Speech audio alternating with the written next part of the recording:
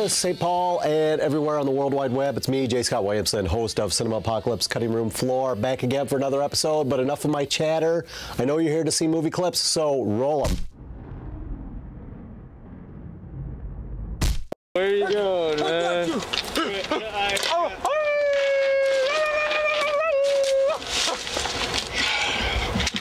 All right, you backwood inbred bumfucks. It's time for showdown. Mine! I got it. Butternut wings. I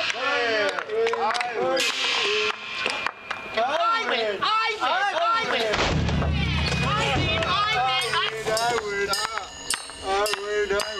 Oh, hi, Sheriff. Well, look at what we got here. Nobody move. You want to play croquet with us? How about you just put your hands up and be quiet?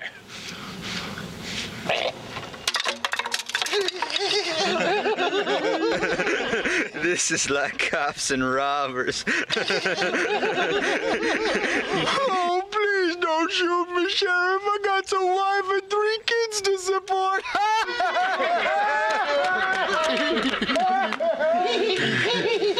You are some crazy fuckers, you know that? He dresses funny.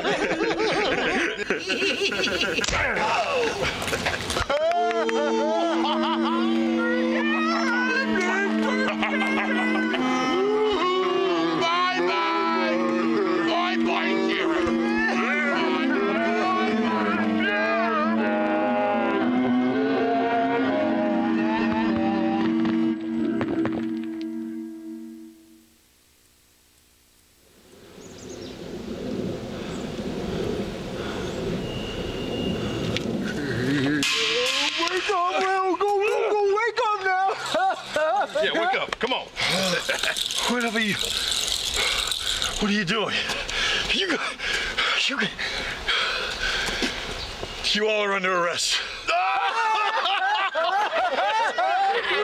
I'm a huge fan of low-budget horror movies. I love them, love them, love them. However, I'm not a huge fan of shot-on-video low-budget horror movies. Why? Because they usually suck ass. Everybody has one of those friends that think they're a movie maker, you know, and they come over and they're like, hey, you gotta look at this short me and my buddies made, you know, in 5 hours in our backyard where we have like this mummy coming out of this tree and he like kung fu fights some guy and he pulls his guts out and it's actually like, you know, they go down to like, you know, a butcher or something and maybe get some like hot dog links or something that are pulling out, you know, it always sucks. And you watch it and you're like, hey, yeah, it kicks ass, man, you should be going to Hollywood and, you know, just please move because you don't want to ever have to watch these again. So now I watch The Bloodshed, okay? Direct to video, shot on video, and it's not terrible. That's, you know, I'll put that right up front there. It's not the greatest thing ever made, of course, because, you know, it's shot on video, so right there automatically gets a star away from it.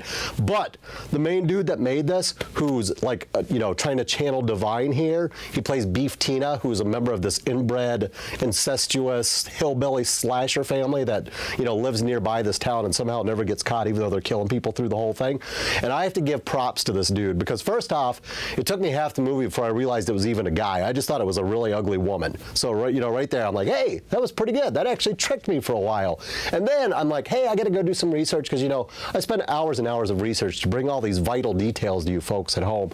So I'm like, hey, I'll go on, you know, and spend my 10 minutes looking up and see what this guy did before. And it turned out he gained 50 pounds for this movie. So I say, screw you, De Niro. Yeah, you gained a bunch of weight to play a wife-beaten boxer and you got, you know, an Oscar and crap for Raging Bull. This dude gained all this weight to play a really ugly woman who skips around like in a little Shirley Temple dress with a roadkill squirrel as a pet and has to live with their family who's the father's Papa Elvis, and they break into like fashion photography and they like kidnap people and then try to do like a Texas Chainsaw with them, except instead of a grandfather they got a grandmother, but they still try to do the biting thing, and it's like turns into this giant Texas Chainsaw Massacre homage slash ripoff.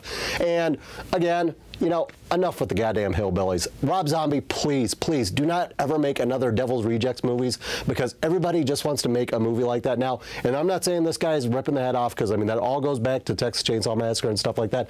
But just like I'm sick of goddamn zombie movies, I'm sick of inbred hillbilly slasher movies, because they're a dime a dozen and they happen all the time, and anybody can play that. Make up a new monster. Please, please, please, for the love of God, no more goddamn hillbilly slashers. But if you're going to rent a direct-to-video horror movie, you can do a lot worse than this, and it's only like 77 minutes long. So there you go.